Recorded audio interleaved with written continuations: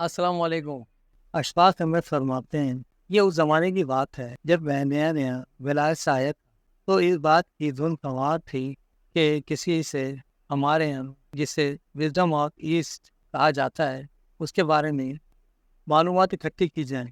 تو اس سلسلے میں مجھے مختلف علاقوں میں مختلف جگہوں پر مختلف کونوں میں جانا پڑا۔ خاص طور پر میں نے ایسے ڈیرے تلاش کیے جہاں بابر لوگ رہتے تھے، اور آپ نے یہ لفظ میرے منہ سے بارہ سنا ہوگا۔ تو میں حضرت سائیں حضرت شاہ صاحب کے ڈیرے پر جاتا تھا اور ان سے علم کے بارے میں جانکاری حاصل کرنے کی کوشش کرتا تھا جو علم کتاب میں موجود نہیں ہے، اور وہ علم میرے علم کے ساتھ بری طرح ٹکراتا تھا، کیونکہ میں علم کے معاملے میں ایک اور طرح سے تیار کیا گیا تھا۔ وہاں کا علم ایک اور طرح کا علم تھا، لیکن مجھے اس میں دلچسپی تھی، لیکن اس کے ساتھ ساتھ خرابی بھی تھی کہ جو میرے ساتھی اور میرے ہم افسر ادیب لکھنے والے تھے اس بات کو بہت برا سمجھتے تھے کہ ہمارا ایک پڑھا لکھا آدمی سیانہ بیانہ اتنی دور سے ہو کر آیا ہے، ولایت میں پڑھتا بھی رہا ہے، یہ کس دیوتا کاروبار میں لگ گیا ہے۔ اور ان کو بڑی تکلیف ہوتی تھی، اور وہ میرے خلاف بڑے کالم بھی لکھتے تھے۔ میری بھی بہت ناراض ہوئی کہ آپ یہ کیا کام کرتے ہیں، تو میں چھپ چھپ کر ڈر ڈر کے جاتا تھا۔ ایک دن میں بابا جی کے ڈیرے پر شام کے وقت گیا اور ہم مغرب کی نماز پڑھ رہے تھے۔ بابا جی میرے ساتھ کھڑے تھے، مولوی صاحب نماز پڑھا رہے تھے، تو ایک آدمی روتا چیختا چلاتا ہوا آیا، کہنے لگا کہ جلدی چلو، یونس کو تو مرض موت ہو گیا ہے اور اس کا گھنگرو بج رہا ہے اور وہ مرنے کے قریب ہے۔ اس نے کہا کہ بابا جی کو بلا کر لاؤ۔ وہ میرے سرانے بیٹھ کر سورہ یاسین پڑھیں۔ اس وقت ہم نماز پڑھ رہے تھے تو بابا جی نے مجھے پوری مار کے کہا، بیٹا نیت توڑ دو، نماز پڑھتے ہوئے نیت کیوں توڑی جائے۔ میں پہلے ان کی اس بات کو نہیں سمجھا، لیکن انہوں نے کہا نیت توڑ دو۔ میں نے کہا اچھا جی۔ میں چونکہ انڈر ٹریننگ تھا تو میں نے کہا جیسے کہتے ہیں ٹھیک ہے۔ کہنے لگے دیکھو اعلان ہو گیا ہے، ایک آدمی مشکل میں ہے، پہلے اس کی مشکل دور کی جانی چاہیے، پھر آ کر ہم نماز پڑھ لیں گے، بعد میں پڑھ لیں گے، کیونکہ نماز کی قضا ہے، خدمت کی قضا نہیں۔ کوئی آدمی سائیکل سے گر جائے، زخمی ہو جائے، آپ کہیں میں مغرب پڑھ کر آؤں پھر آ کر اٹھاتا ہوں، تو یہ ٹھیک نہیں۔ اب یہ بات میرے لیے بالکل نہیں تھی اور عجیب تھی۔ خیر اٹھے، جس گھر جانا تھا گئے، وہ بھی دیکھا۔ خیر وہ ایک کہانی ہے، اور واپس اپنی جگہ پر ہم لوٹ کے آئے۔ رکشے سے اترے تو میں نے رکشے والے کو کچھ پیسے دیے۔ اس کی کوئی 3 روپے 80 پیسے بنتے تھے، میں نے اس کو 4 روپے دے دیے اور یہ سمجھا کہ میں نے بہت بڑا مارکا مارا ہے۔ بابا نے لکھا کتنے پیسے دیے ہیں؟ میں نے کہا دے دیے۔ کہنے لگے کتنے دیے؟ میں نے کہا 4 روپے۔ کہنے لگے کیوں؟ میں نے کہا اس کے 3 روپیہ 50 پیسے یا 80 پیسے بنتے تھے، میں نے اسے 4 دے دیے۔ انہوں نے کہا کہ 5 دے دیتے۔ میں نے کہا 5 مجھے بڑا جھٹکا لگا کہ 5 بھی دے دیں۔ میں نے کہا کیوں؟ کہنے لگے خدا کے دیے ہوئے پیسوں میں سے دینے تھے، کون سے اپنی جیب سے ادا کرنے تھے۔ اس نے مجھے تھوڑا سا ہلایا، لیکن میں نے اس بات کو سمجھا عقلی طور پر، جذباتی طور پر وہ بات میرے اندر نہیں اتری، لیکن اس بارے میں سوچتا رہا، غور کرتا رہا۔ اگلے دن ہمارے ایک دوست، بہت پیارے دوست ابن انشا، وہ کراچی سے آئے۔ وہ مجھے گھر ڈھونڈتے رہے، پھر انہیں پتہ چلا کہ میں اس وقت کہیں اور جگہ موجود نہیں ہوں، کسی لائبریری میں نہیں، اور انہوں نے سوچا اشفاق ضرور ڈیرے پر گیا ہوگا۔ چنانچہ وہ اتنا ایک بڑا ڈنڈا دیکھ کر، وہ بانس کا تھا، وہ ڈھونڈتا ڈھونڈتا ڈیرے پر آ گیا۔ اسے پتہ تھا اب اندر داخل ہوں، نہیں باہر کھڑا رہا۔ اس کو تکلیف بھی تھی، شرمندگی بھی کہ یہ آدمی کس جگہ پر آ کر بیٹھتا ہے۔ میں اندر بیٹھا رہا، میں ڈرا ہوا تھا۔ اس نے کہا باہر آؤ تم۔ باہر ڈرتا ہوا صاحب اس کے قریب پہنچا۔ اس نے کہا تمہیں شرم آنی چاہیے، تمہیں کتنی مرتبہ کہا ہے یہ زمانہ سائنس کا ہے، تم کس فضول جگہ پر آ کر بیٹھ جاتے ہو اور کیا سیکھتے ہو یہاں پر۔ ابن شاہ کو غصہ تھا اس بات کا، وہ مجھے ہٹانا چاہتا تھا۔ باہر کھڑے اسی طرح سے بانس کا باریک سا ڈنڈا لیے کہنے لگے مجھے یہ بتاؤ یہاں کیا ہے جو تمہیں کسی کتاب میں، کسی لائبریری میں نہیں ملتا، کون سی چیز ہے؟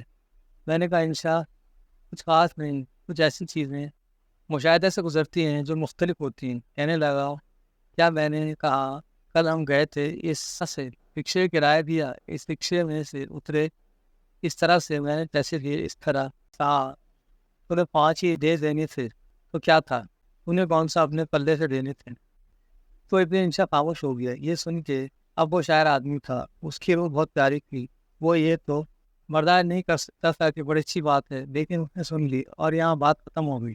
اس کے 2 مہینے بعد میں کراچی گیا تو انشا جی کے دفتر میں پہنچا۔ انشا بیٹا کام کر رہا ہے، ہم گپ شپ لگا رہے ہیں، ادھر ادھر کی باتیں کرتے ہیں، بہت خوش۔ ایک لڑکی آئی، اس کی صحت بہت خراب تھی، اس کے آنکھوں میں جب خان اتنا نمایاں تھا کہ جیسے پیلا رنگ بھرا ہو۔ اس نے چھپانے کے لیے اپنی آنکھوں میں سرمے کی بہت موٹی تہ لگا رکھی تھی۔